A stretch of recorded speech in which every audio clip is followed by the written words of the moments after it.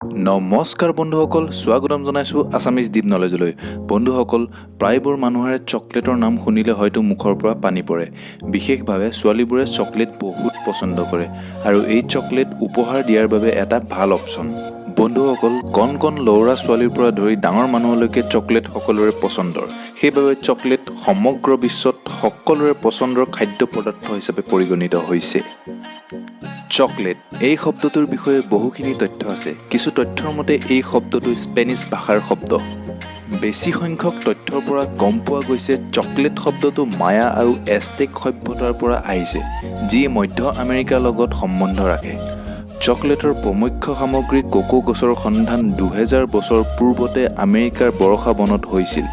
এই গছৰ ফলত যিটো গুটি হয় তাৰ পৰাই চকলেট বনোৱা হয়।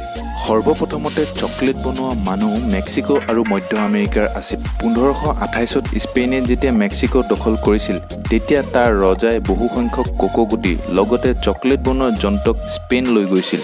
অতি সোনকালে স্পেইনত ধনী মানুহৰ ঘৰত চকলেট ফেশ্বনেবল ড্ৰিংক হিচাপে পৰিগণিত হ'ল। ইটালীৰ এজন যাত্ৰী ফ্ৰেন্সিস্কো কৰ্লেটিয়ে তেওঁ মধ্য আমেৰিকাৰ ইণ্ডিয়ানসকলক চকলেট বনোৱা দেখা পালে আৰু নিজৰ দেশত তথা ইটালীতো চকলেটৰ প্ৰসাৰিত কৰিলে। 1674ত ইটালীত চকলেট প্ৰসিদ্ধ হৈ পৰিল। ফ্ৰান্সে 1615ত ড্ৰিংকিং চকলেটৰ সোৱাদ ল'লে। ফ্ৰান্সৰ মানুহে স্বাস্থ্যৰ দৃষ্টিত চকলেট লাভদায়ক খাদ্য পদাৰ্থ হিচাপে গ্ৰহণ কৰিলে। ইংলেণ্ডত চকলেটৰ আগমন 1650 চনত হৈছিল। এতিয়ালৈকে মানুহে চকলেটক ড্ৰিংক হিচাপেই ব্যৱহাৰ কৰিছিল। এজন ইংৰাজ ডক্টৰ ছাৰ হেন্স লনে দক্ষিণ আমেৰিকাত খোৱা চকলেটৰ ৰেচিপি তৈয়াৰ কৰিলে। বন্ধুসকল, এবাৰ ভাবি চাওকচোন, এজন ডক্টৰ আৰু চকলেটৰ ৰেচিপি। হয় বন্ধুসকল, শুনিবলৈ কিবা আচৰিত ধৰণৰ, কিন্তু এইটো সত্য। কেডবেৰী মিল্ক ৰেচিপি এইজন ডক্টৰেই বনাইছিল। প্ৰত্যেক বছৰে 7 জুলাইত চকলেট ডে হিচাপে পালন কৰা হয়। চকলেটৰ চিপ কুকি আৱিষ্কাৰকে নিজৰ আইডিয়া নেষ্টলে টোল হাউচক বেছি দিছিল, কিন্তু ইয়াৰ বদলি গোটেই জীৱন ফ্ৰী চকলেট খালে। চকলেট বনোৱা সৰ্বপ্ৰথম মেচিন 1780ত স্পেইনৰ বাৰ্চেলোনাত বনোৱা হৈছিল।